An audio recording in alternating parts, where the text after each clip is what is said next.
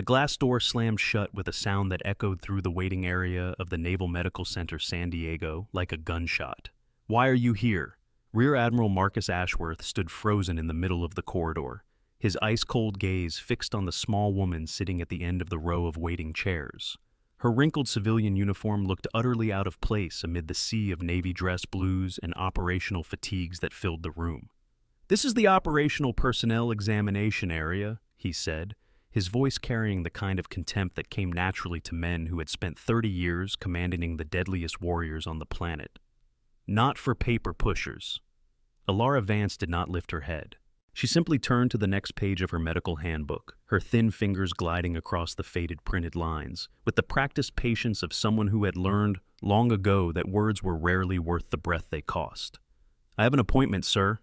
A burst of laughter erupted from the group of SEALs standing near the water cooler. Chief Petty Officer Damon Riker crossed his arms over his barrel chest, a mocking smile permanently etched across his square jaw. He was the kind of man who filled doorways and silenced conversations simply by existing, and he knew it. "You hear that, boys? She has an appointment." More laughter rippled through the group. One of the younger operators nudged his companion and whispered something that made them both snicker, their eyes never leaving the small woman who seemed determined to become one with the plastic chair beneath her. Lieutenant Commander Diana Webb emerged from the examination room, her clipboard clutched against her chest like a shield of bureaucratic authority. She was the head nurse of this facility, a position she wielded with the precision of a surgeon and the compassion of a tax auditor. Her eyes swept over Alara as though the woman were an obstacle in a hallway that needed clearing. "Vance, you will wait until the end. We prioritize operational personnel here."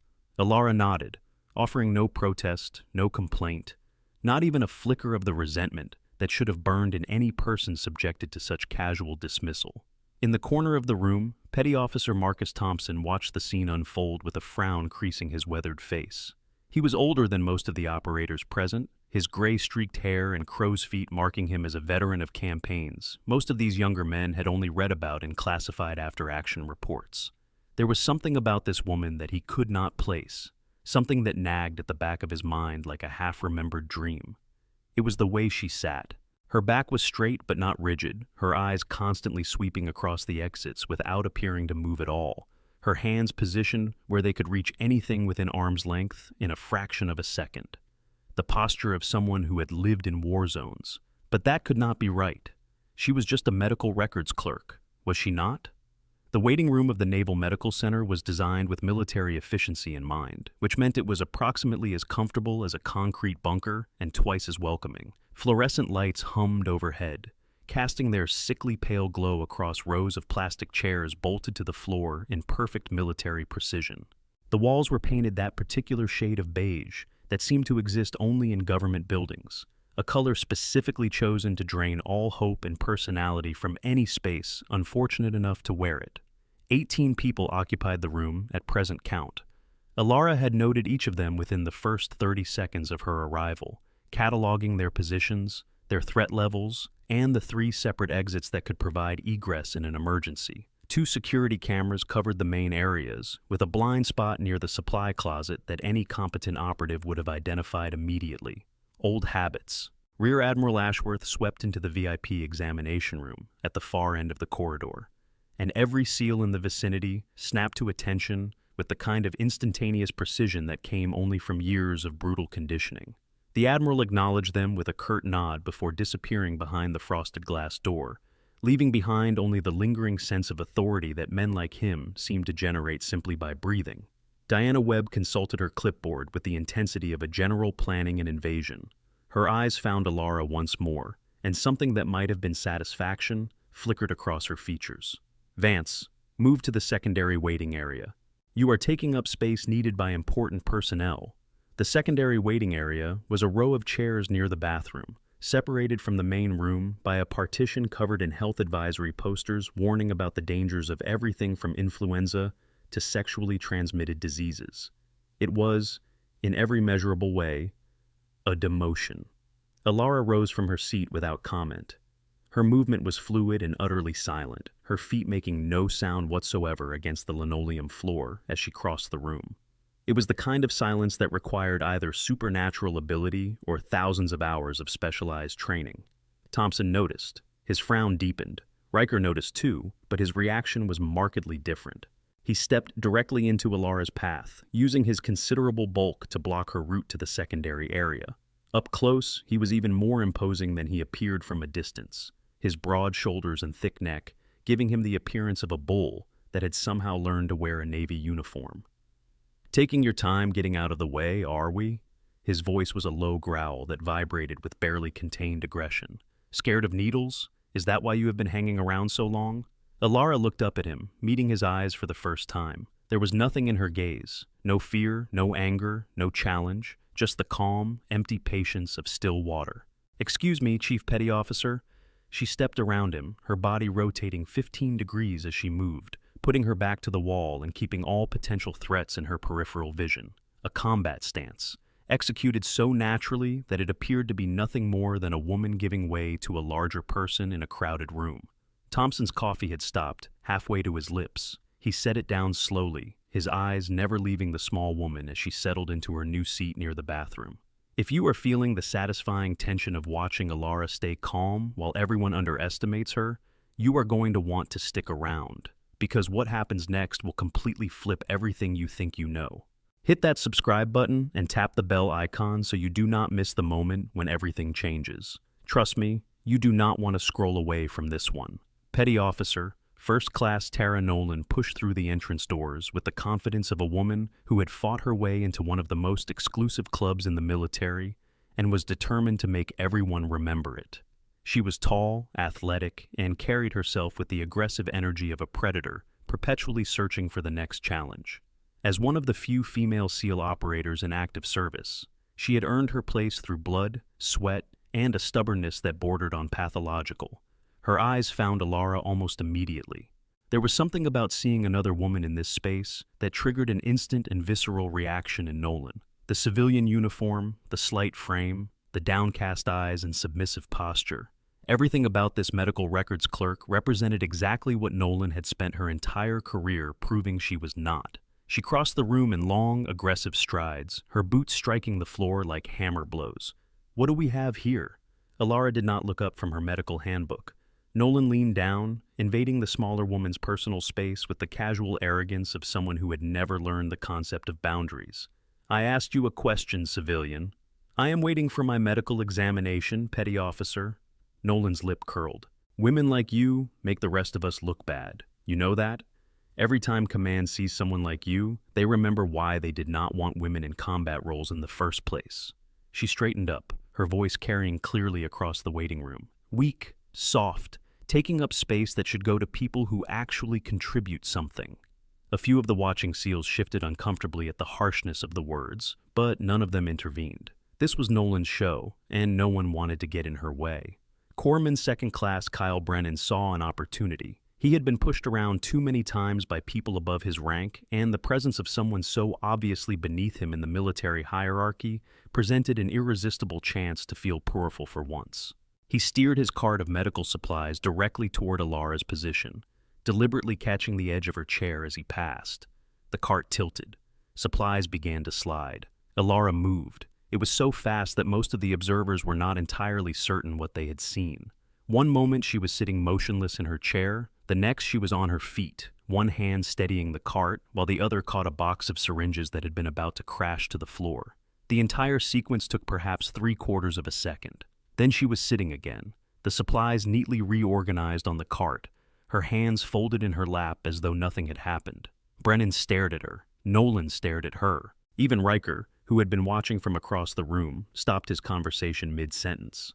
"What the—" Brennan started. Thompson leaned toward his companion, a younger SEAL named Rodriguez. "The way she moved," he murmured, pitching his voice low enough that only Rodriguez could hear. "That was not civilian." Rodriguez shrugged. "Lucky reflexes?" "Reflexes like that are not lucky. They are trained." Near the front desk, Seaman recruit Danny Ortiz was having a bad day. Fresh out of buds and still trying to figure out how to exist in the bizarre hierarchy of the operational teams, he had been tasked with carrying a tray of blood samples to the laboratory. The tray was heavy, the floor was slick from recent mopping, and his boots were still the stiff new issue that had not yet been broken in properly. His foot slipped. The tray went airborne. 20 vials of blood, each one representing hours of work and irreplaceable samples, arced through the air in a perfect parabola of impending disaster.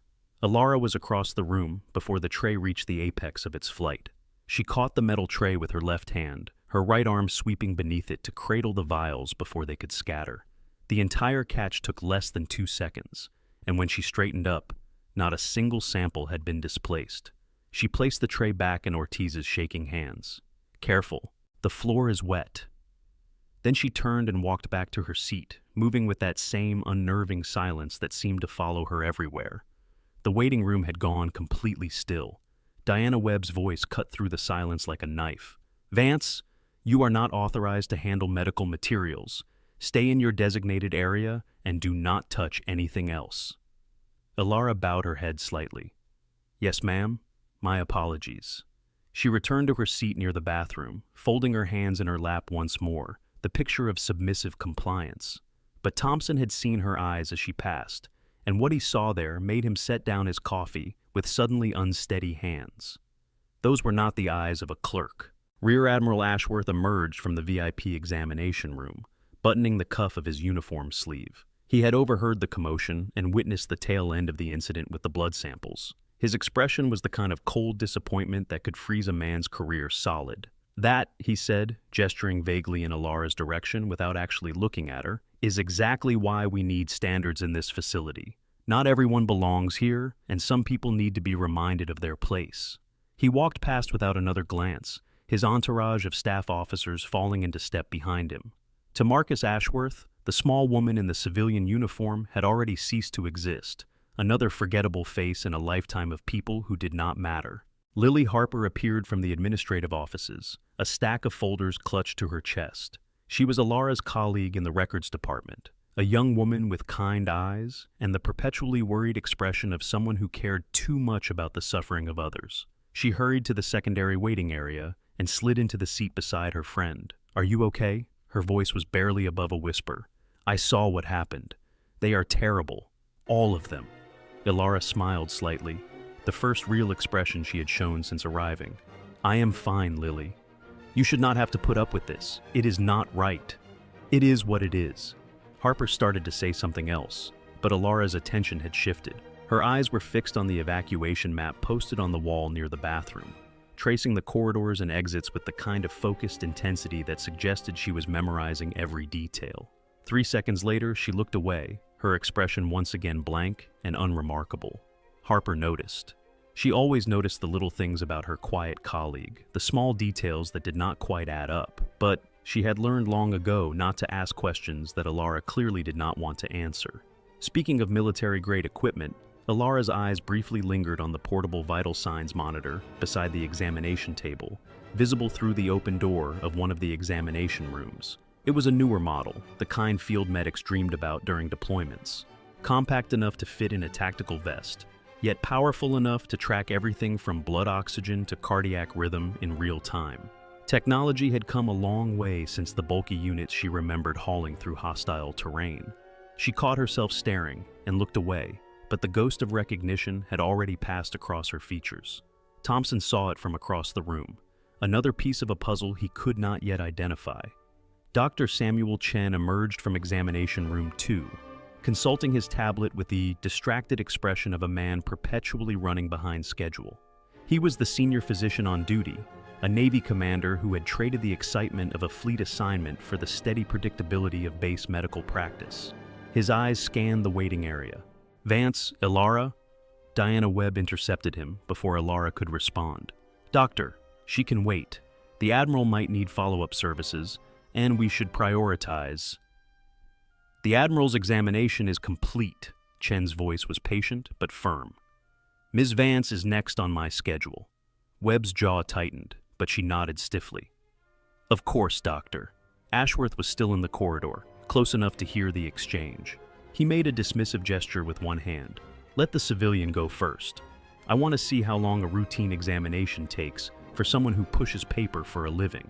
There was no kindness in the offer. It was theater, a chance to make a point about efficiency and the relative worth of different categories of personnel. Alara rose from her seat and walked toward examination room 2, acutely aware of every eye in the waiting room following her movement. The door closed behind her with a soft click, separating her from the watching crowd. Outside, the SEALs returned to their conversations, though the tenor had shifted slightly.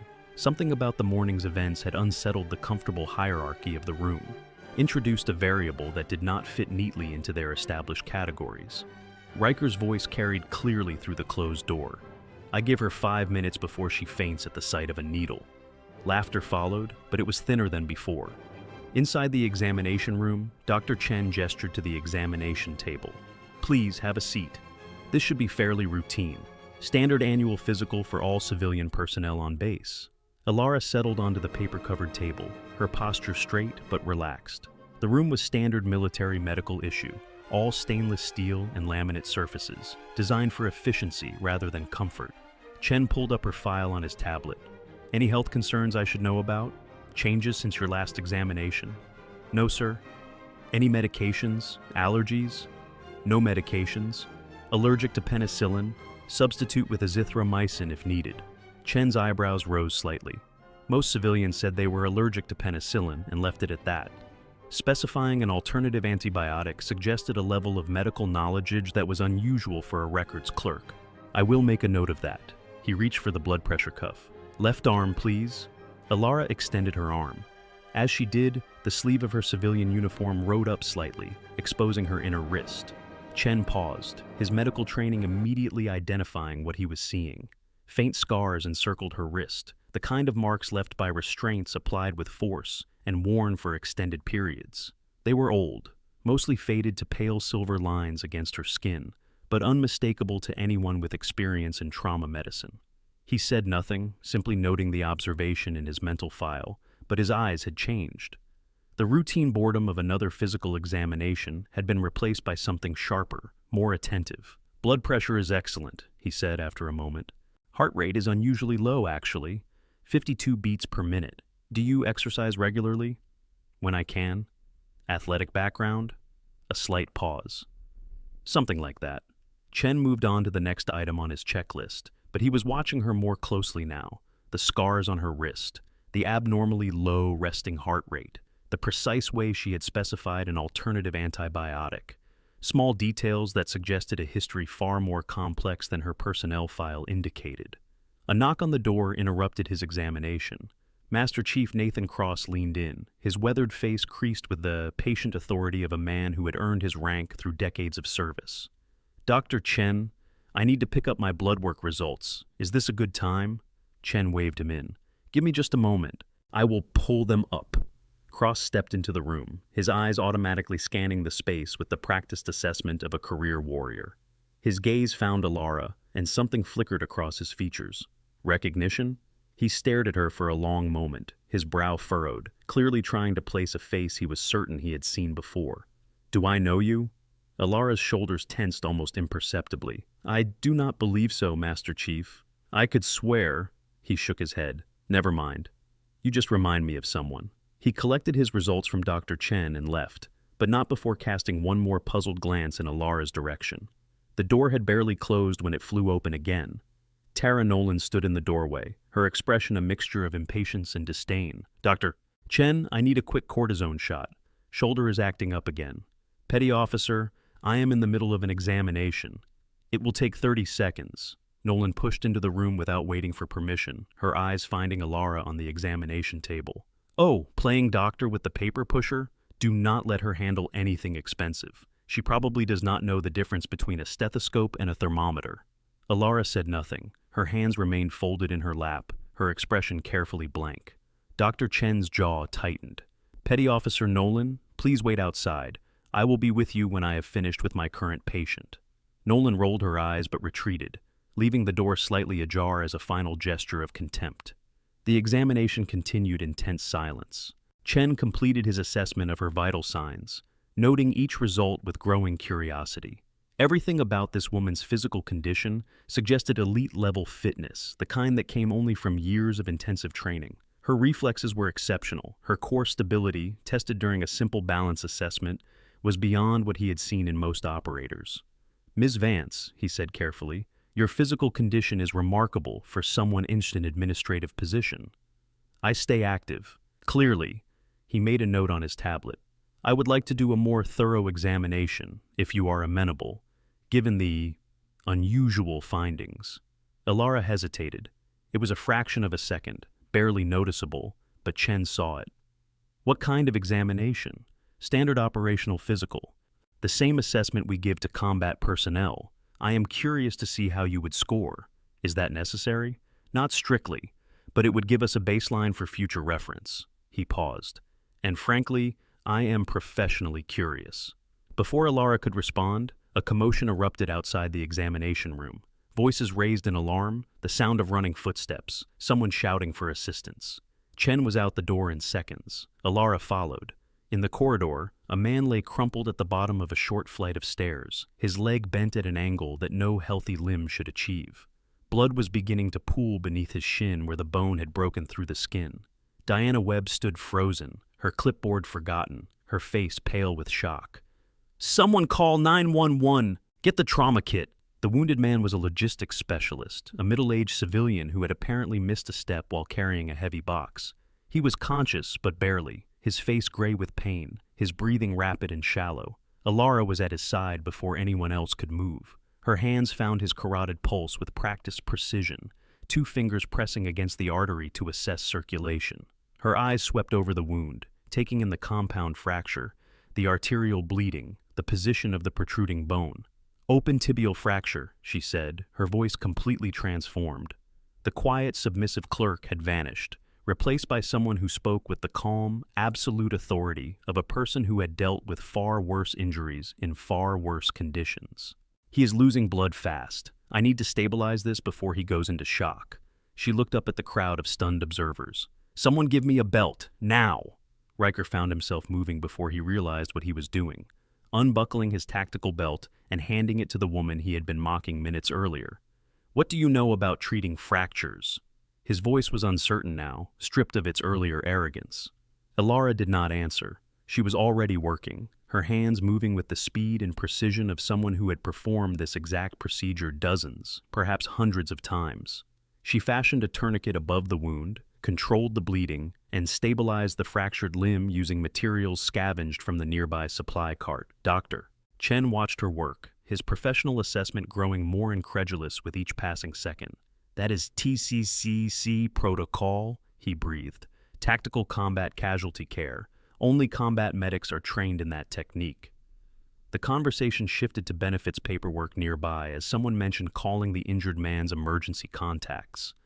One of the SEALs, a lieutenant with a young family, mentioned how his specialized military life insurance policy had been a lifesaver for his family during his last deployment. The premium coverage for high-risk operations was something most civilian policies would never touch. It was the kind of financial protection that let operators focus on the mission without worrying about what happened back home. But no one was really paying attention to that conversation. All eyes were on the small woman who was systematically saving a man's life with skills that had no business existing in a medical records clerk. "Stretcher," Ilara commanded. "He needs surgery within the hour, or he loses the leg."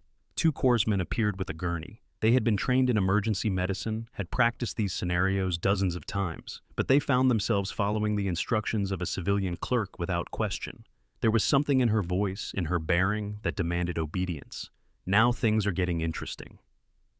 "Those subtle signs you have been noticing about Ilara, they are about to add up to something nobody in that room expects. If you are hooked like I think you are, drop a comment below with your theory about who she really is.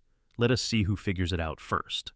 The logistics specialist was wheeled away to surgery, his condition stabilized thanks to the intervention of a woman who should not have known how to intervene at all. The corridor fell silent. Ilara straightened up, her hands stained with blood, her face as calm and expressionless as it had been when she walked in that morning. She looked down at herself, at the evidence of what she had just done, and seemed almost surprised to find it there. "I should wash up," she said quietly. She walked toward the bathroom, leaving behind a room full of people who no longer knew what to think. Captain Richard Hayes had appeared at some point during the chaos, a man in his 40s with the sharp eyes and carefully neutral expression of career intelligence. He stood near the wall, his phone already in his hand, his attention fixed entirely on the woman who was now washing blood from her fingers. He lifted the phone to his ear and spoke in a voice too low for anyone else to hear. I need an identity verification. Priority. Yes, right now. Rear Admiral Ashworth had emerged from his meeting room, drawn by the commotion. He stood in the corridor with his arms crossed, watching the spot where Alara had administered emergency care with an expression that hovered somewhere between confusion and suspicion. "Who is she?" he asked no one in particular. No one had an answer.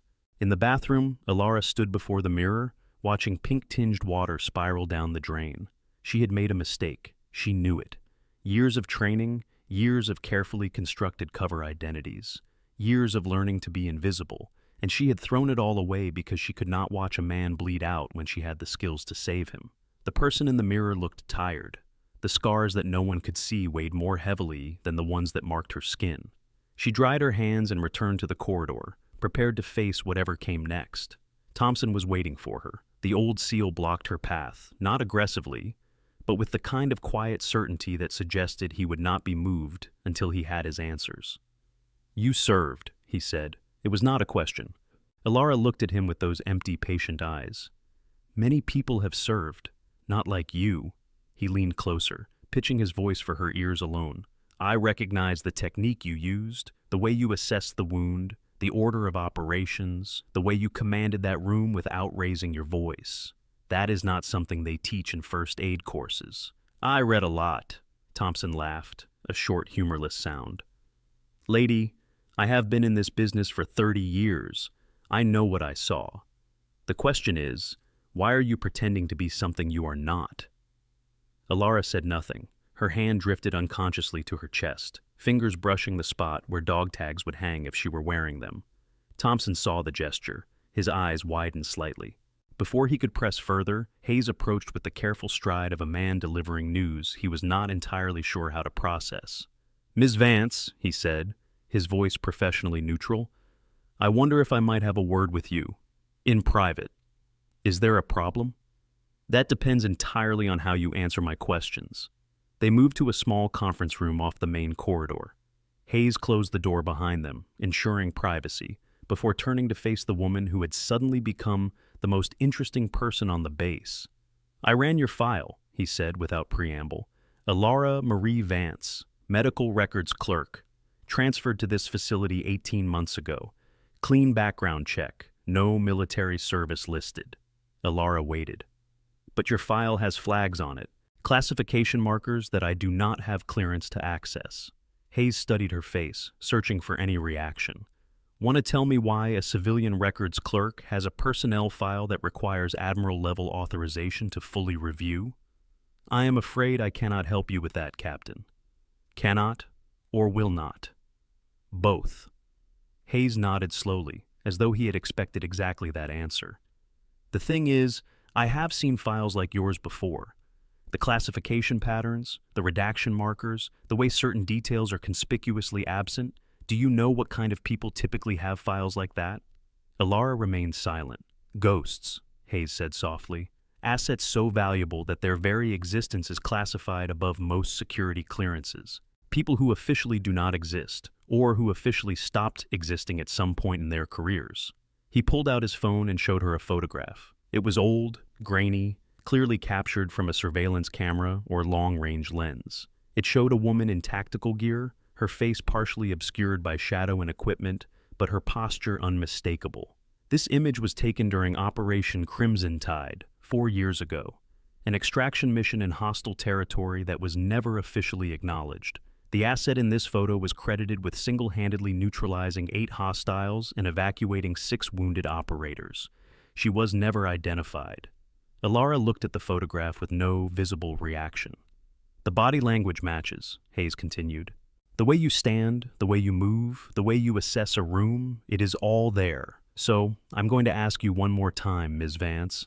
Who are you really?" The door to the conference room opened before Alara could respond. Rear Admiral Ashworth stepped in, his face a thundercloud of conflicting emotions. "Captain Hayes, I want a full briefing on whatever it is you are doing here." "Admiral, I was just conducting a preliminary—" "Now, Captain."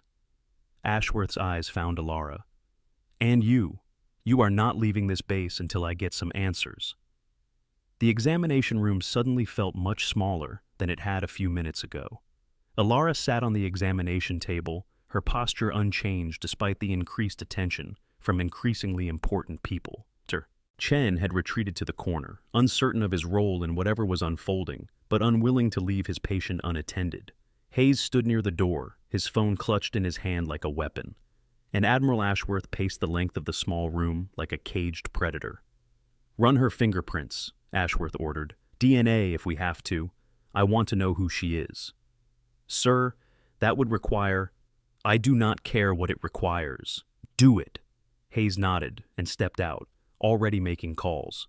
Ashworth turned to Alara, his eyes hard. "You have put me in an uncomfortable position, Ms. Vance. I do not like uncomfortable positions." "I am sorry to hear that, Admiral." "Do not play games with me." He stepped closer, using his height and rank to loom over her. "Who trained you? Where did you serve? And why are you pretending to be a records clerk?" Alara met his gaze without flinching. "I am a medical records clerk, Admiral. That is my current position and assignment." "Current position," Ashworth seized on the word, "which implies a previous position, one you are not disclosing." "Everyone has a past, sir. Mine is not relevant to my current duties." "I will be the judge of what is relevant." The door opened again. Hayes returned, his face noticeably paler than it had been when he left. "Admiral, you need to see this." He held out his tablet, showing a screen filled with classified markings and redaction bars. Ashworth snatched it from his hands and began to read.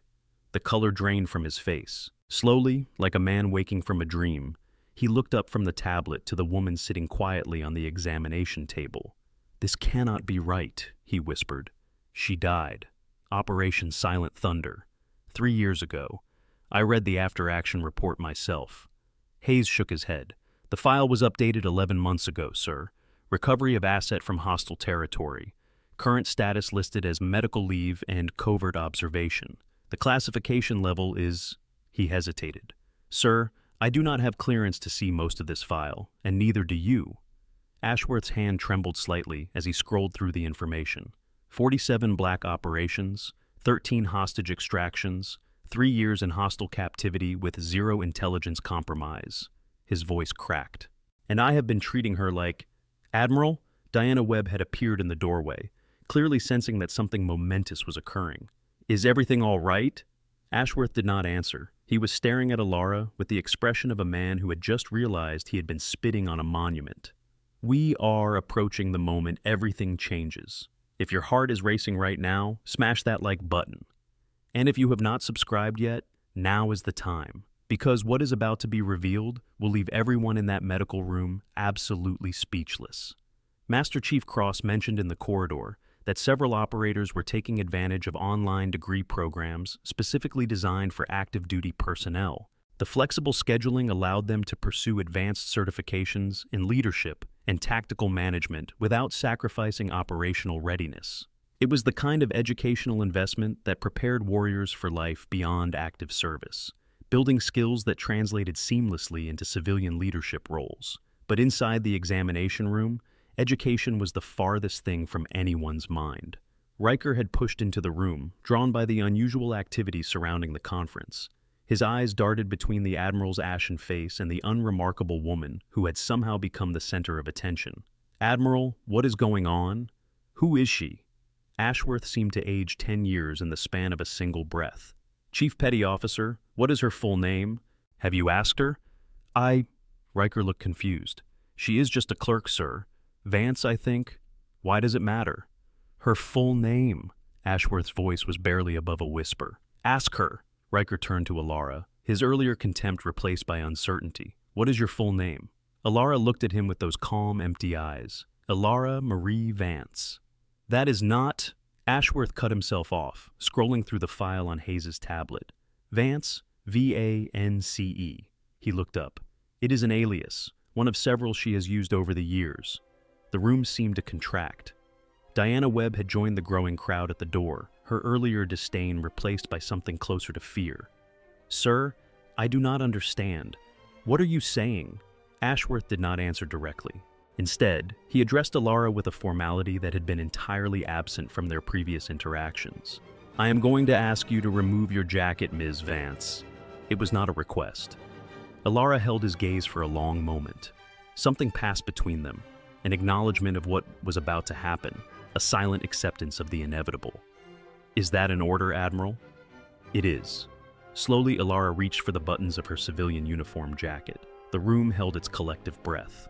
Riker grew impatient. For crying out loud, this is ridiculous. What could she possibly be hiding under? He stepped forward and grabbed the shoulder of her jacket, yanking it roughly to one side. The sound of tearing fabric echoed through the suddenly silent room. The jacket pulled away, exposing Alara's left shoulder and upper back. For a moment, no one moved. No one breathed. Then Thompson's coffee cup slipped from nerveless fingers and shattered on the floor. What the jacket had concealed was a roadmap of suffering. Scars crisscrossed her skin in patterns that spoke of systematic trauma, the kind that came not from accidents or ordinary injuries, but from deliberate, sustained application of pain. Burn marks, electrical burns, the thin, precise lines of blade work. And beneath it all, the distinctive patterning of shrapnel wounds from an explosive detonation. But it was not the scars that made Ashworth's knees buckle. It was the tattoo. On her left shoulder blade, rendered in stark black ink, was a spider. Not just any spider, but a very specific design that existed in exactly one context. The identifier of Ghost Unit 7. The W prefix indicated her operational designation, Wraith. Ashworth caught himself on the edge of the examination table, his face the color of old paper. It is her, he breathed. She is alive. She is actually alive. Thompson sank to one knee, his weathered face crumpling. I knew it. Kandahar, 2014. You pulled my entire team out of that ambush. I never saw your face, but I would know that tactical signature anywhere. His voice broke. We thought you died. We all thought you died. The door burst open one final time. Commander Victoria Stone strode in, her naval intelligence insignia gleaming under the fluorescent lights. She was flanked by two armed military police officers whose presence immediately raised the tension in the room to almost unbearable levels. Rear Admiral Ashworth. Her voice was crisp, professional, cutting through the emotional chaos like a surgical blade. I believe I can clarify the situation. She turned to face the room, addressing everyone present with the affirmed authority of someone speaking on behalf of powers far above their collective pay grade. The woman you know as Alara Vance is Lieutenant Commander Alara Wraith Vance, DevGru, 47 confirmed black operations across 6 continents, 13 hostage extractions, 2 Navy Cross nominations, both declined, 3 years in hostile captivity following the compromise of Operation Silent Thunder. Stone paused to let the information sink in. She was recovered 11 months ago from a hostile detention facility and is currently on medical observation, leave pending full operational clearance. The silence that followed was absolute. Riker stood frozen, the torn fabric of Alara's jacket still clutched in his fist. His face had gone from tan to gray to a sickly greenish pallor that suggested he might be ill at any moment. Diana Webb's clipboard clattered to the floor for the second time that day. Nolan, who had slipped in at some point during the commotion, stood motionless near the back wall. Her eyes were fixed on the woman she had called weak soft, a disgrace to female warriors everywhere. The woman who had endured 3 years of torture without breaking. Ashworth straightened up slowly, his military bearing reasserting itself through sheer force of will. He turned to face Alara directly. Then, with the precise formality of a man performing a ceremony of profound importance, he raised his hand to his forehead. The salute was perfect. Textbook. The kind of salute reserved for flag officers and Medal of Honor recipients. Lieutenant Commander Vance, he said, his voice cracking despite his best efforts to control it. I did not know. We all thought, we believed you had... He could not finish the sentence. Alara rose from the examination table, her bearing transformed. The submissive clerk had vanished entirely, replaced by something harder, sharper, more real. She returned the salute with practiced precision. At ease, Admiral. You could not have known. That was the point. Thompson was still on one knee, tears streaming openly down his weathered cheeks. 3 years, he managed. They held you for 3 years, and you are still... How are you still... I had a job to do. Alara's voice was soft but steady. Giving up was never an option. Hayes stepped forward, reading aloud from the file on his tablet. 47 operations completed, 13 successful extractions, 2 nominations for the Navy Cross, Both declined because the subject did not wish to draw attention to her activities. During 3 years of captivity, subjected to enhanced interrogation techniques by hostile forces, 0 intelligence compromised, 0 assets revealed, 0 information provided to the enemy despite sustained physical trauma. Each revelation landed like a physical blow. The people who had spent the morning mocking and dismissing this woman were now learning that she had endured more than any of them could imagine, sacrificed more than any of them would ever be asked to give. Riker's legs gave out. He sat down heavily on the floor, his face buried in his hands. The torn jacket fabric slipped from his fingers, fluttering to the ground like a flag of surrender. "I did not know," he whispered. "I swear, I had no idea. The things I said, the way I treated... You treated me exactly as you were supposed to." Alara's voice carried no anger, no accusation. A medical records clerk does not deserve the respect given to an operator. That is the hierarchy. You were simply maintaining it. But you are not... I was today. For the past 18 months, I have been. That was the assignment. She looked around the room at the stunned, ashamed faces of people who had spent hours dismissing and demeaning her. Recover, observe, blend in. Those were my orders. Stone stepped forward. Lieutenant Commander Vance has been on a covert medical observation assignment.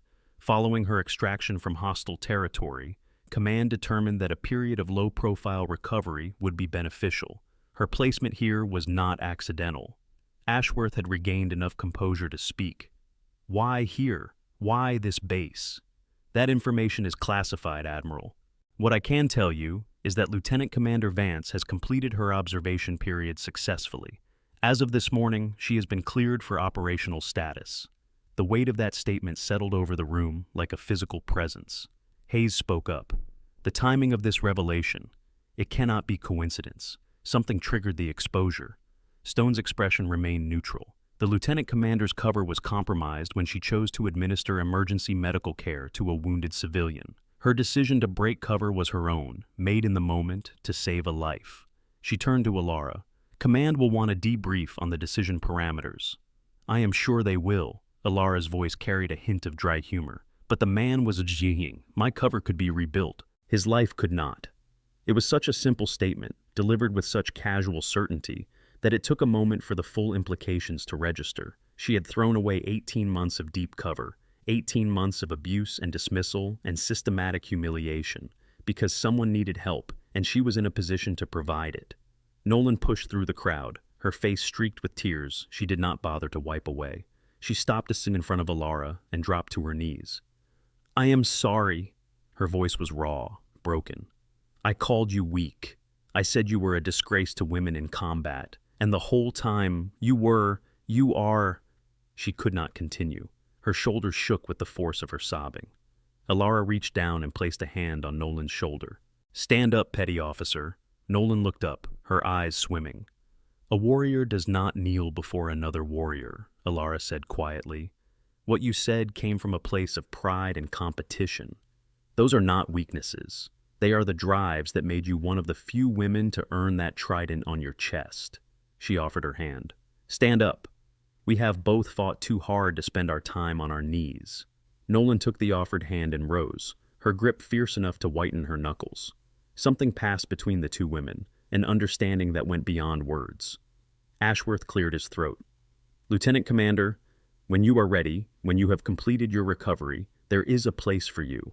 Whatever role you want, wherever you want it. No pressure, no timeline. The Navy owes you more than we can ever repay." Alara nodded once. "Thank you, Admiral, but for now, I believe I still have a medical examination to complete." She turned to Dr. Chen, who had been standing in stunned silence throughout the entire revelation. "Unless you have seen enough, Doctor." Chen laughed, a slightly hysterical sound that released some of the unbearable tension in the room. "Lieutenant Commander, I think I have seen more than enough, but I would be honored to complete your physical whenever you are ready." The crowd began to disperse, slowly, reluctantly, as though no one quite knew how to return to normal after what they had witnessed. Riker remained on the floor for several more minutes before Cross helped him to his feet. Diana Webb had disappeared entirely, presumably to contemplate the ruins of her career. Hayes was already on his phone, coordinating with whatever shadowy organizations had jurisdiction over people like Alara Vance. Thompson approached one final time, his face still wet with tears, but his bearing straight and proud.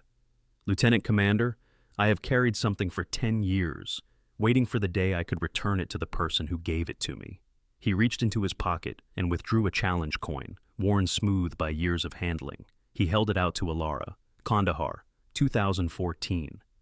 You pulled us out of that valley when everyone else had written us off. 6 of us survived that night because of you. We all have families now. 17 children between us. 17 lives that would not exist if you had not been there." Alara took the coin, her fingers closing around the worn metal. For the first time since the morning had begun, something flickered across her face. Not tears, not quite, but something that might have become tears if she allowed it. "I was doing my job." "No, ma'am." Thompson shook his head firmly. "You were doing what was right. There is a difference." He stepped back, offered a salute that Alara returned, and walked away. The examination room emptied. The corridor fell quiet. The extraordinary moment passed, leaving behind only the lingering echoes of revelation and the slow process of adjustment that would follow. Alara sat alone on the examination table, the challenge coin warm in her palm. The scars on her back ached with the phantom memory of pain, but there was a lightness in her chest that she had not felt in years. The mask was off. The pretense was over. And somehow, despite everything, she was still standing. Her phone buzzed in her pocket. She pulled it out and looked at the screen. "Unknown number," she answered. "Yes?" A voice she had not heard in 3 years spoke through the speaker. A voice she had thought silenced forever in the ruins of Damascus. "Wraith, it has been a long time." Alara closed her eyes. "Shadow, I thought you were dead. I thought the same about you." A pause, heavy with unsaid things. "But ghosts do not die, do they? They just wait for the moment to return. What do you want?" "There is a mission. The unit is reassembling. The ones who survived." "I am retired," Shadow laughed, a sound without humor. "No one really retires from Unit 7. You know that, and you know why I am calling." Alara said nothing. "We found him, Wraith, the one who sold you to the enemy, the one who put you in that hole for 3 years. We know who he is, and we know where he is." The challenge coin in her hand seemed to grow heavier, pressing against her palm with the weight of decisions, yet unmade. "Who is the target?" "Someone you knew, someone we all trusted." Shadow's voice hardened. "Someone who is going to answer for what he did." Alara looked out the window of the examination room, at the sunlight streaming through the blinds, at the ordinary world going about its ordinary business. She had spent 18 months trying to be part of that world, trying to heal, trying to forget. Some wounds did not heal, some debts could not be forgotten. "Send me the coordinates." She ended the call and stood, dropping the challenge coin into her pocket. The small woman in the civilian uniform walked out of the examination room, but her gait had changed. The submissive shuffle was gone, replaced by the prowling stride of a hunter who had just picked up the scent of prey. In the corridor, the people who saw her pass straightened unconsciously, responding to something in her bearing that demanded recognition even without understanding. Wraith had awakened, and somewhere in the world, a traitor's time had just run out.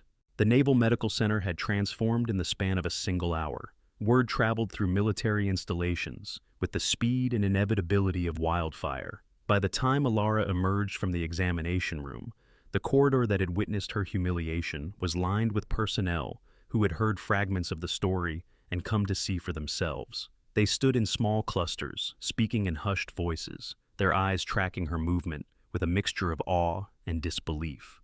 No one blocked her path now. No one made snide comments about paper pushers or questioned her right to be there. The hierarchy that had seemed so immutable that morning had been rewritten in the space of a revelation. Rear Admiral Ashworth intercepted her near the main entrance, his staff trailing behind him at a respectful distance. The man who had dismissed her with such casual contempt now approached with the careful deference usually reserved for visiting dignitaries. "Lieutenant Commander?" His voice carried none of its earlier arrogance. "I owe you an apology, not just for today, but for the culture that made today possible."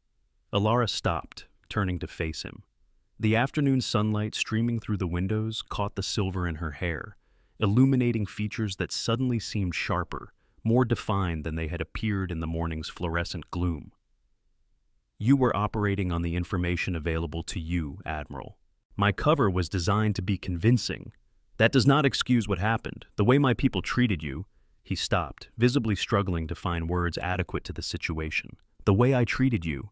It was unacceptable. It was exactly what was supposed to happen. Alara's voice remained calm, without accusation.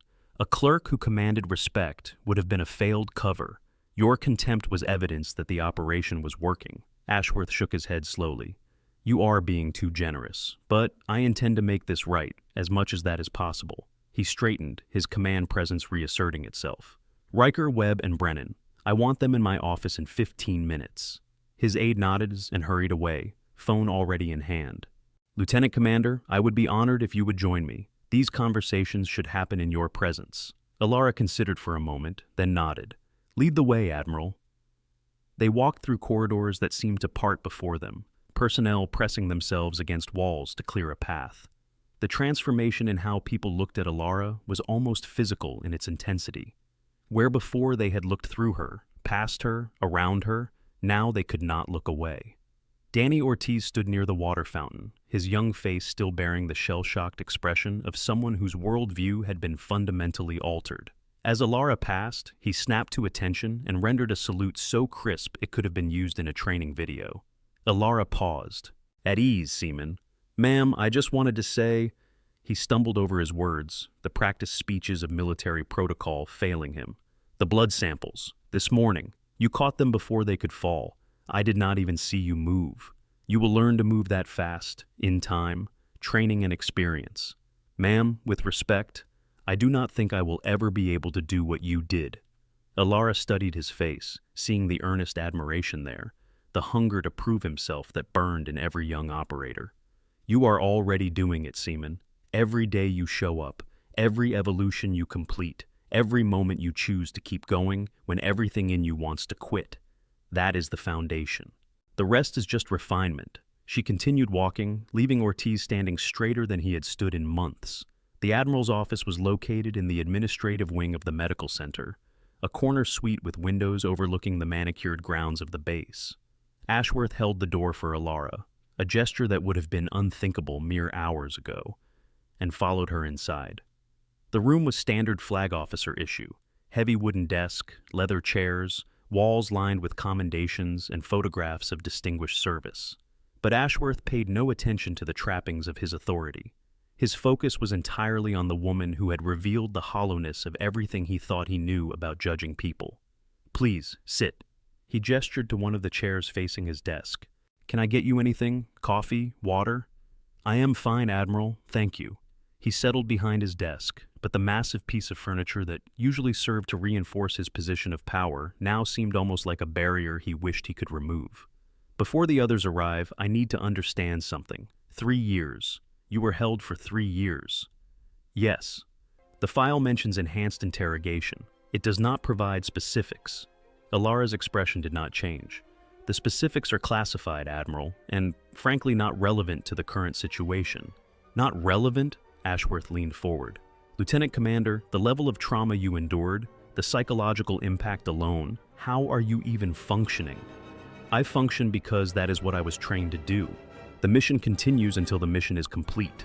Personal considerations are secondary. But the mission is over. You were extracted. You are safe. Something flickered in Alara's eyes, there and gone so quickly that Ashworth almost missed it. The mission I was captured during is over, yes, but there are always other missions. There is always more work to be done. Before Ashworth could respond, his aide knocked and entered. Sir, they are here. Chief Petty Officer Damon Riker entered first. His massive frame somehow diminished, shoulders hunched as though trying to make himself smaller. Behind him came Lieutenant Commander Diana Webb, her perpetual clipboard absent, her hands clasped in front of her like a penitent awaiting judgment. Corpsman Second Class. Bitsam Brennan brought up the rear, his face the sickly gray of someone who had not stopped being nauseous since the revelation in the examination room. They stood in a line before the Admiral's desk, at attention, none of them daring to look at the woman seated quietly to their right. Ashworth let the silence stretch, allowing the weight of the moment to press down on them. Do any of you understand why you are here? Riker spoke first, his voice stripped of its earlier bravado. Yes, sir. We disrespected a superior officer. You did more than that, Chief. Ashworth's voice was ice. You humiliated, demeaned, and physically assaulted a woman who has given more to this country than you will likely give in your entire careers. A woman who endured 3 years of torture without breaking. A woman who has saved more lives than you have probably met people. Webb's face crumpled. Admiral, if I had known... That is exactly the point, Lieutenant Commander. You did not know. None of us knew. And that is supposed to matter? A person's worth is only determined by their rank and position, by whether they have a file you can read? He stood, moving around the desk to face them directly. Every person on this base, every civilian, every clerk, every janitor, every cook, they all have stories. They all have histories. Some of them may have served in ways you cannot imagine. Some of them may be carrying burdens that would break you. And you treated one of them like garbage because she did not wear the right uniform. That satisfying feeling when the truth finally comes out? There is more where that came from. We have got another incredible story of hidden valor waiting for you. Click the video on screen right now to continue the journey.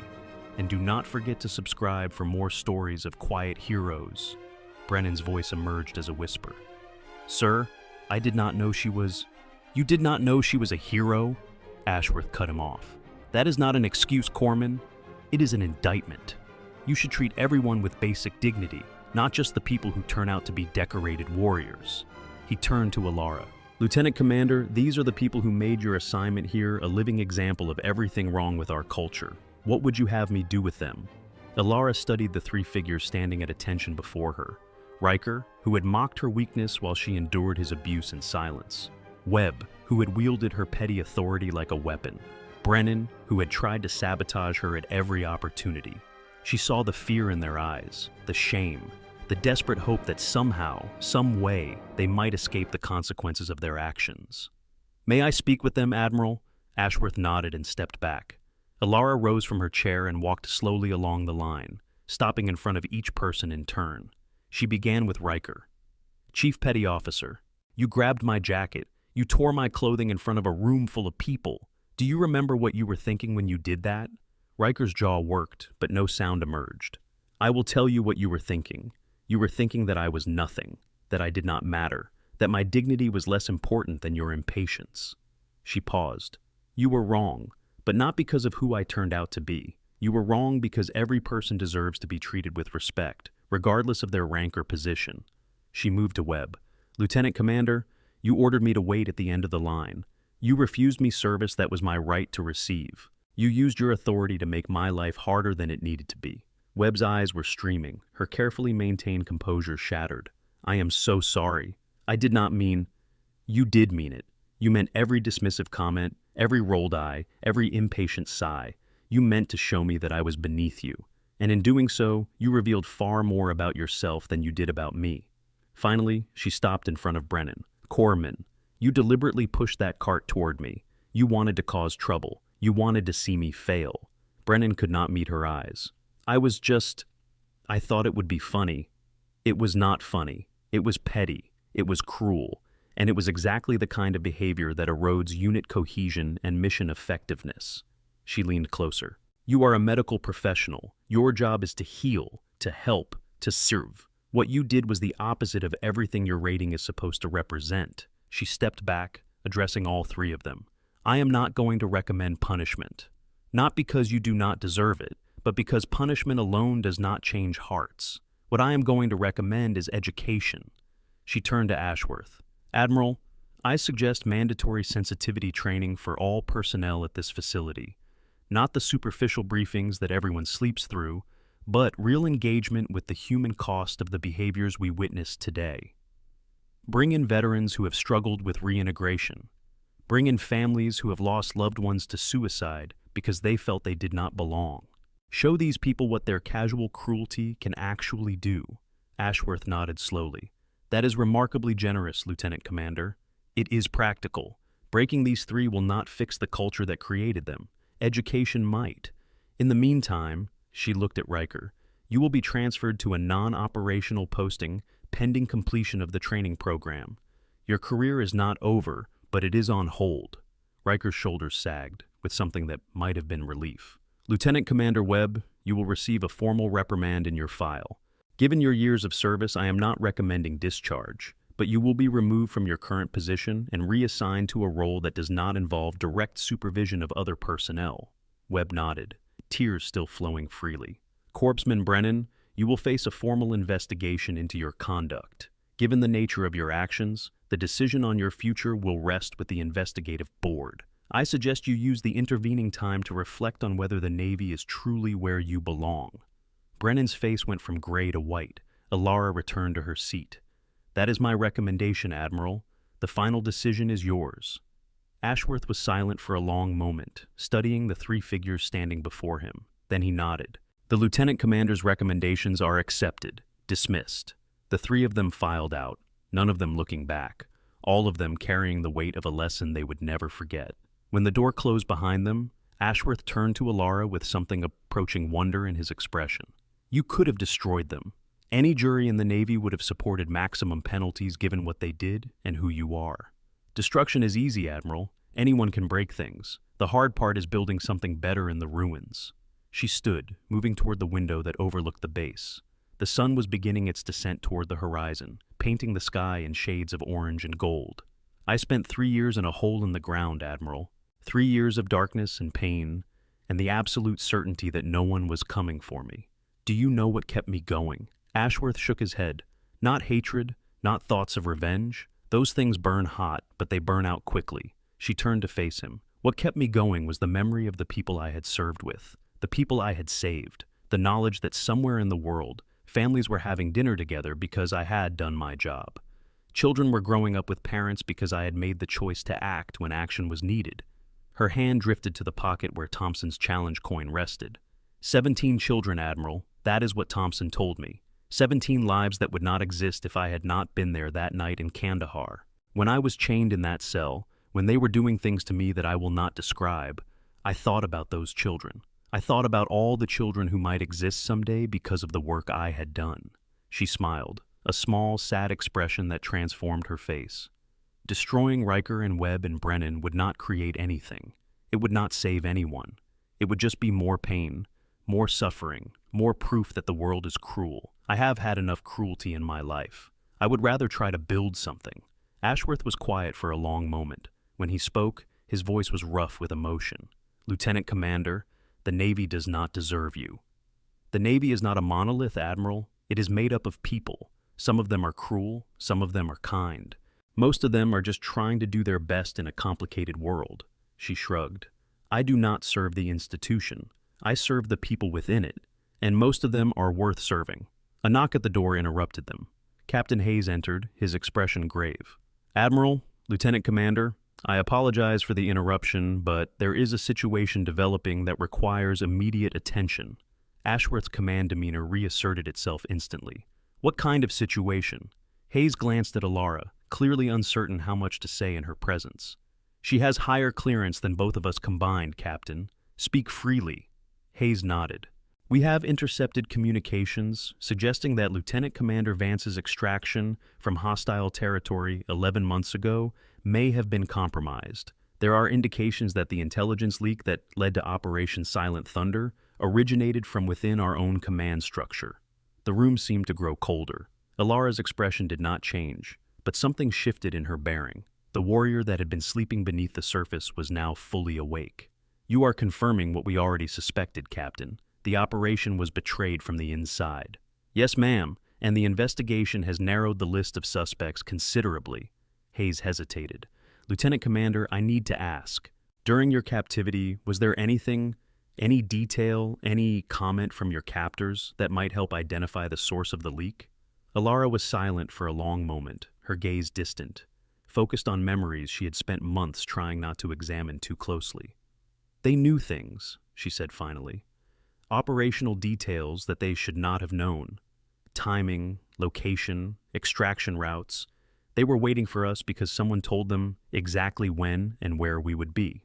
Did they ever mention a name, a code word, anything that might... No, her voice was flat. They were professionals. They did not make mistakes like that. But even as she spoke, something flickered in her eyes. A fragment of memory, perhaps? A detail that she had buried so deep, even she had forgotten it existed. There was one thing, she said slowly. In the beginning, before they realized I would not break, one of the interrogators made a comment. He said, she closed her eyes, reaching for the memory. He said something like, "Your friend sends his regards. He wanted us to take special care of you." I assumed it was psychological manipulation, an attempt to make me doubt my colleagues, but the way he said it. Hayes was already typing on his phone. Any identifying characteristics? Accent? Appearance? He was not American, Eastern European, I think, but well-educated, fluent in English. The comment about the friend, though, that felt rehearsed, like he was delivering a message he had been given. Ashworth and Hayes exchanged glances heavy with implication. "Lieutenant Commander," Hayes said carefully, "the intelligence community has been conducting a parallel investigation into the leak. They have identified a person of interest, someone who had access to the operational details of Silent Thunder and who has since exhibited behaviors consistent with foreign compromise." "Who?" Hayes looked at Ashworth, who nodded. "Commander David Mercer, former intelligence liaison to DevGru. He worked with your unit during the planning phase of Silent Thunder." Ilara's face went blank. Completely, utterly blank. The kind of blank that came from emotions too powerful to be allowed expression. "David," she whispered. "David Mercer. You knew him. I trusted him." The words came out flat, dead. "He was part of my support network. He helped plan my missions. He knew everything about my operations because I told him everything." She laughed, a sound without humor. "He was at my going-away party before I deployed for Silent Thunder. He hugged me. He wished me luck." The room was silent. "He sold you," Hayes said quietly. "That is the working theory. We believe he was recruited by foreign intelligence services approximately 18 months before your capture. They offered him money, status, a new identity. In exchange, he provided them with operational details on high-value targets. Like me. You were one of several, but you were the only one they managed to capture alive." Ilara stood motionless, processing information that should have broken her. 3 years of torture, 3 years of darkness, 3 years of wondering why the rescue never came, and now she knew. Someone she had trusted, someone she had considered a friend, had sold her to the enemy for money. Most people would have screamed, cried, demanded immediate vengeance. Ilara simply nodded. "Where is he now?" "Unknown? He disappeared 6 months ago, shortly after the investigation began to focus on him. Current intelligence suggests he is being sheltered by foreign assets, location uncertain." "But you have leads," Hayes nodded. "Several. The intelligence community is pursuing them aggressively." "I want in." Ashworth stepped forward. "Lieutenant Commander, you have barely completed your recovery period. The psychological evaluation... Admiral, with respect, I have spent 18 months being treated like a clerk and an idiot. I have been poked and prodded and evaluated more thoroughly than any lab rat in history. The psychiatrists say I am as sane as anyone who has been through what I have been through can be expected to be." She met his eyes directly. "I am not asking for permission. I am informing you of my intentions." The silence that followed was charged with competing authorities. Finally, Hayes spoke. "There is an operation being planned. Unofficial, deniable, the kind of thing that never appears in any file." He paused. "Ghost Unit 7 is being reconstituted for this specific mission. The survivors are being recalled." Ilara's breath caught. "Shadow contacted you already, did he not?" Hayes asked. "How did you know?" "Because I am the one who authorized his call." Hayes moved to the window, standing beside her. "Lieutenant Commander, what I am about to tell you is classified beyond anything in your current files. Ghost Unit 7 was never officially disbanded. It was placed in dormant status, waiting for the day when it might be needed again. That day has arrived." He turned to face her directly. "David Mercer is not just a traitor. He is a node in a network that has been systematically compromising Western intelligence operations for almost a decade. We have lost assets, operations, entire networks because of the intelligence he has provided. Taking him down is not just about justice for what happened to you. It is about national security at the highest level. And you want Unit 7 to do it. Unit 7 is the only asset with the capability and the motivation to handle this mission. The official channels are too slow, too bureaucratic, too compromised. We need people who can operate outside the system, who have the skills and the will to do what needs to be done." Ilara was quiet for a long moment, weighing the decision that would shape the rest of her life. Who else is coming? Shadow, obviously. Spectre survived the Damascus operation, though she lost her left arm. Phantom has been working private security in South America. And there are two new operators who have been read into the program, young but exceptional. Command structure? Hayes smiled slightly. You will lead, Lieutenant Commander. The mission is yours. Outside the window, the sun had touched the horizon, setting the sky ablaze with color. Alara watched the light fade, thinking about the path that had brought her to this moment. The training, the operations, the capture, the torture, the recovery, all of it leading to this single point of decision. There is something you should know, Captain. Her voice was soft but steady. I did not survive those 3 years purely through willpower and training. There were moments, many moments, when I wanted to give up, when the pain was too much and the hope was gone and death seemed like the only escape. She turned to face him, and her eyes held depths that few people would ever understand. What kept me going was the knowledge that somewhere, somehow, someone would answer for what had been done. Not just to me, but to all the people whose operations were compromised, all the assets who were killed, all the families who never knew why their loved ones did not come home. Her hand closed around the challenge coin in her pocket. David Mercer owes a debt to the people he betrayed, a debt to the country he swore to serve, a debt to the 17 children in Kandahar who almost lost their parents because of his treachery. Her voice hardened. I intend to collect. Hayes nodded slowly. Then I have one more thing for you. He produced a small case from his pocket and handed it to her. Inside, nestled in black velvet, were a set of dog tags, her dog tags, the ones she had not worn since the night she was captured. They were recovered from the site of your capture, Hayes explained. We kept them, hoping someday we would be able to return them to you. Alara lifted the tags from their case, feeling the familiar weight of the metal against her palm. She traced the engraved letters of her name, her service number, her blood type. These small pieces of metal had defined her identity for most of her adult life. She slipped the chain over her head, settling the tags against her chest where they belonged. When do we deploy? 48 hours. Shadow is arranging transport to the staging area. You will receive detailed briefings en route. Alara nodded once. I will be ready. She walked toward the door, paused, and looked back at Ashworth. Admiral, I have one request. Name it. The people I worked with in the records department, Lily Harper in particular, they do not know anything about my actual identity or the mission I am about to undertake. I would like them to believe that I am simply being transferred to a new assignment. No drama, no revelations, just a quiet goodbye. Ashworth nodded. I will handle it personally. Thank you, Admiral. She offered a small smile. For what it is worth, I think you are a good man. You just needed a reminder that the people you lead are more than the uniforms they wear. She left before he could respond. The corridor outside had emptied as the evening shift took over from the day staff. Alara walked alone, her footsteps echoing in the quiet space, her mind already turning toward the mission ahead. She found Lily Harper in the records office, packing up her desk for the day. Her colleague looked up as Alara entered, and her face lit with a mixture of joy and concern. Alara, I have been so worried. The rumors flying around today have been absolutely crazy. People are saying you are some kind of secret agent or something. Alara smiled, allowing herself a moment of genuine warmth. You know how military gossip works.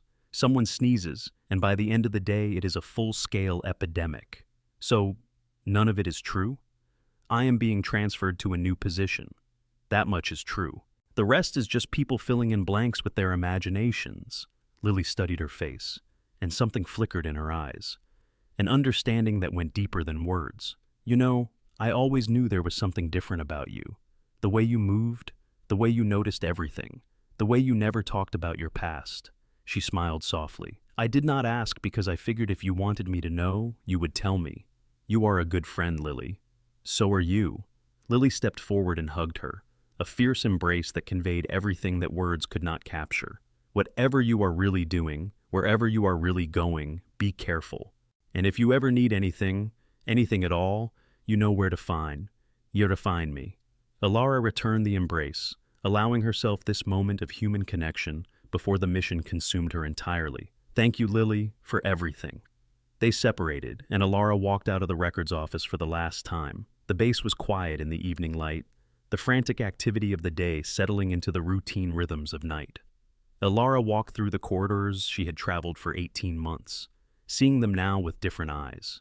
These halls had been her cover, her disguise, her hiding place while she healed from wounds both visible and invisible. Now they were simply hallways, and she was simply passing through. She found herself at the medical center entrance, looking out at the parking lot where her journey had begun that morning. A lifetime ago, a different woman had walked through these doors, prepared to endure another day of quiet humiliation in service of a cover that no longer existed. The woman who walked out was not the same. Thompson was waiting by her car. The old SEAL stood at ease, his posture relaxed but his eyes alert, watching her approach with an expression that combined respect, affection, and something that might have been concern. "Heading out, Lieutenant Commander? How did you know I would be here?" He shrugged. "Call it 30 years of reading people. You are not the type to stick around for the aftermath. Too many questions, too much attention. You would rather disappear and get on with whatever comes next." Alara stopped beside him, studying his weathered face in the fading light. "You served with me before, in Kandahar. I served under you. There is a difference. You pulled my team out of that valley when every piece of tactical logic said we were dead. You carried 2 wounded men through 3 miles of hostile terrain while bleeding from your own injuries." He shook his head slowly. "I have served with a lot of warriors in my time. You are the best that I have ever seen. I was doing my job. No, ma'am. You were being who you are. There is a difference." He reached into his pocket and withdrew something small, pressing it into her hand. "I gave you 1 challenge coin earlier. This one is different." Alara looked down at the object in her palm. It was another coin, but older, worn almost smooth by years of handling. On one side was an emblem she did not recognize. On the other, a single word: Wraith. "We had it made," Thompson explained. "The survivors from Kandahar. After you were reported killed in Silent Thunder, we wanted something to remember you by, something that honored what you had done for us." His voice thickened. "Every year on the anniversary of the extraction, we gather. All 6 of us, plus our families. We pass the coin around, and we tell stories about the night the ghost saved our lives. My kids have heard about you since they were old enough to understand what bravery means." Alara stared at the coin, her throat tight with emotions she had trained herself to suppress. "I did not know. You were not supposed to know. That was the point. But now that you are back, now that we know you survived, I wanted you to have it. A reminder that the people you save remember, that your sacrifices matter even when the world never knows about them." She closed her fingers around the coin, feeling its weight settle beside the other one in her pocket. "Thank you, Marcus, for this, for everything." He nodded, stepping back to allow her passage to her car. "Go do what you need to do, Wraith. And when it is done, when you have settled whatever accounts need settling, remember that you have people here who care about you. People who will welcome you back, no matter how long you are gone." Alara opened her car door, paused, and looked back at him one final time. "Take care of those families, Master Chief. Take care of those 17 children. They are the reason any of this matters." "I will, ma'am, until my last breath." She drove away into the gathering darkness, leaving behind the life she had built, and the people who had become, against all expectations, something like family. The road stretched ahead of her, empty and uncertain, leading toward a mission that might be her last. She did not know what she would find when she reached the end. She did not know if she would survive what was coming, but she knew, with absolute certainty, that she was doing the right thing. Some debts could only be paid in blood, some betrayals could only be answered with justice, and some ghosts, once awakened, could not rest until the work was done. Her phone buzzed with an incoming message. Coordinates, a time, a single word. "Ready?" She typed her response with one hand, her eyes never leaving the road. "Ready." The night swallowed her taillights, and Alara Vance disappeared once more into the shadows where she had always belonged. 47 missions completed. 1 more to go. The ghost was hunting.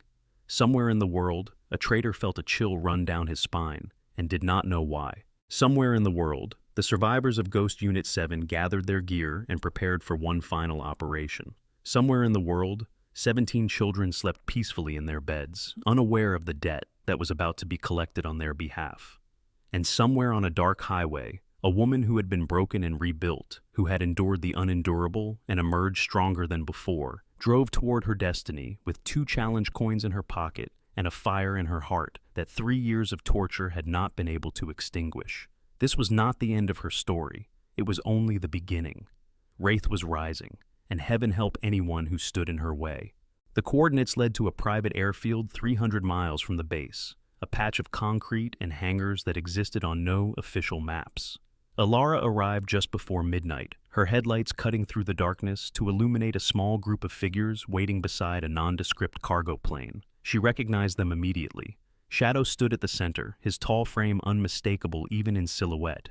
He had aged since she had last seen him, his dark hair now streaked with gray, but he carried himself with the same lethal grace that had made him one of the most feared operators in the unit. Beside him was Spectre, smaller than Alara remembered, but the loss of her left arm had clearly not diminished her capability.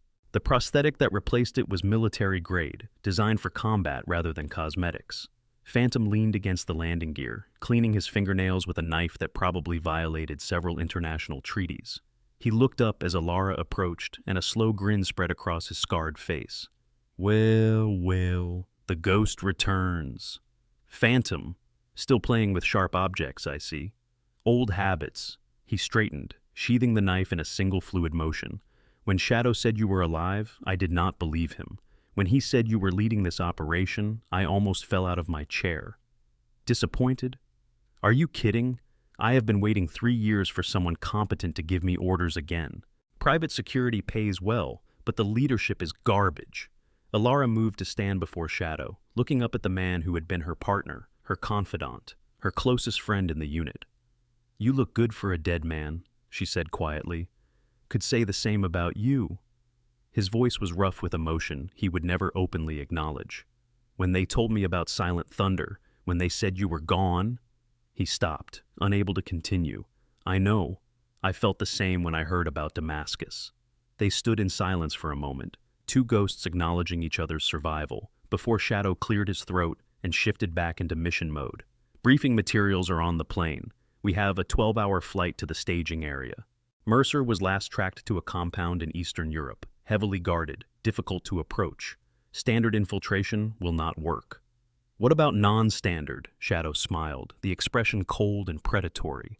That is why we brought you back, Wraith. You always did have a talent for the impossible. Alara looked at her team, at the warriors who had survived impossible odds in return for one final mission. They were damaged, all of them, scarred, haunted by memories that would never fully fade. But they were also the finest operators she had ever known, and there was no one else she would rather have at her side for what was coming. Then let us get to work, she said. We have a traitor to catch. They boarded the plane as the first hints of dawn began to lighten the eastern horizon. The engines roared to life. The aircraft shuddered and lifted off, and Ghost Unit 7 rose into the sky like the specters they had been named for. Behind them, the world continued its ordinary rhythms, unaware that 5 extraordinary people were funneling toward a confrontation that would change everything. Ahead of them lay danger, uncertainty, and the possibility of death, but also justice, also closure, also the chance to finally settle a debt that had been owed for far too long. Alara sat in the cargo hold, reviewing the intelligence files on David Mercer, memorizing every detail of the man who had sold her to the enemy. His face stared up at her from the photographs, familiar and strange at the same time. She had trusted this man. She had shared meals with him, laughed at his jokes, confided in him about the pressures of command. And he had betrayed her. He had condemned her to 3 years of darkness. He had almost broken her. Almost. She closed the file and looked out the small window at the clouds passing below. Somewhere down there, ordinary people were living ordinary lives, blissfully ignorant of the shadows that protected them. They would never know about this mission. They would never know the sacrifices made on their behalf. That was how it should be. That was what service meant. She thought about Thompson's challenge coins, heavy in her pocket, about the 17 children who owed their existence to decisions made in the heat of combat, about all the people she had saved, all the missions she had completed, all the time she had chosen duty over self. This mission was not about revenge, she realized. Not really. It was about the same thing every mission had always been about. Protecting the people who could not protect themselves. Ensuring that traitors faced consequences. Making the world a little bit safer for those 17 children and all the others like them. She smiled slightly, feeling a peace settle over her that she had not experienced in years. This was who she was. This was what she was meant to do, and she was very, very good at it. The plane flew on through the brightening sky, carrying its cargo of ghosts toward their final destination. Ghost Unit 7 was operational again, and somewhere in Eastern Europe, a trader's time had just run out.